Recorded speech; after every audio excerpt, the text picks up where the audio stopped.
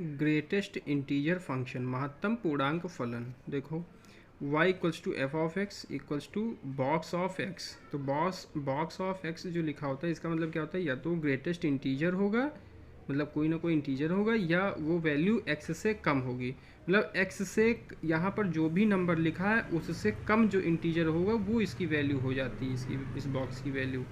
देखिए कैसे, जैसे यहाँ पर अब हम कहें कि -1 2 0, अगर कोई भी वैल्यू है x की 0 से -1 के बीच में, तो यहाँ पर इस बॉक्स ऑफ x की वैल्यू हमेशा -1 होगी। अब देखिए कैसे, 0 से -1, 0 ये है और -1 ये है, इसके बीच में कोई भी वैल्यू ले लीजिए।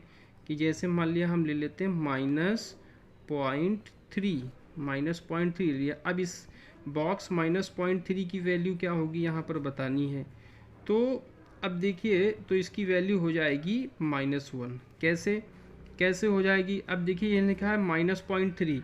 अब -0.3 से कम इंटीजर कौन कौन से हैं यहाँ पर, -1 -2 -3 डॉट डॉट डॉट, ये सभी इंटीजर क्या है, माइनस से कम है, ये सभी कम है।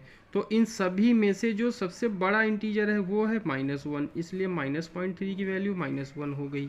या यहाँ पर लिखा होता भी -1 ही लिखा होता है, तो ये तो इंटीजर ही है, तो इसकी वैल्यू डायरेक्ट -1 हो जाती है।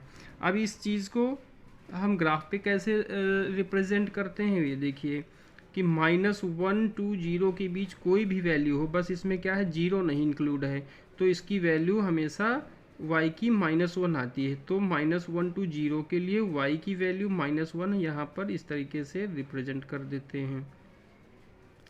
ठीक है, अब इसके बाद हम कहते हैं कि अगर x की वैल्यू जो है 0 से और 1 के बीच में है, x की वैल्यू 0 से 1 के बीच में, बस इसमें 1 इंक्लूड नहीं है, 1 से लेस नंबर ही रखना है। जैसे हम कहें कि 1 से लेस नंबर हमारा है 0.9, देखो 0 से 1 के बीच में है, तो इसका बॉक्स कितना हो जाएगा, 0।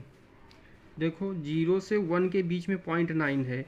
अब 0.9 से कम इंटीजर इधर ही तो आएंगे, मिलेंगे सभी, तो 0.9 से कम इंटीजर 0 -1 -2 ही मिलेंगे। यानी कि यहाँ पर अगर लिखना चाहें 0 -1 -2, है ना, तो इसमें सबसे बड़ा इंटीजर कौन है, 0 है, इसलिए बॉक्स 0.9 की वैल्यू 0 हो गई। ठीक है, या अभी लिखा होता है यहाँ पर बॉक्स 0, तो डायरेक्ट इक्वल टू 0 हो जाएगी। अब इस बात को ग्राफ पे कैसे रिप्रेजेंट करना है, तो 0 से 1 तक x की कोई भी वैल्यू लीजिए, y की वैल्यू 0 रहती है। तो इसलिए इस ग्राफ को हम इसी पर जो है ऐसे रिप्रेजेंट कर देते हैं, y की वैल्यू इस पर जो है हमेशा 0 रहेगी। ठीक है, अब बात करते हैं, मान लिया कि x की वैल्यू 1 से 2 के बीच में है, x की वैल्यू 1 से 2 के बीच में है, बस 2 इंक्लूड नहीं है, तो यहाँ पर बॉक्स ऑफ x की जो वैल्यू हो जाएगी वो क्या होगी, 1 होगी। अब एग्जांपल के तौर पर कुछ नंबर ले लेते हैं, जैसे हमने लिख दिया 1.2 लिख दिया, तो 1.2 से कम इंटीजर कौन से हैं, 1.2 से कम इंटीजर एक तो 1 हो गया, फिर 0 हो गया, फिर -1 हो गया, फिर -2 हो गया।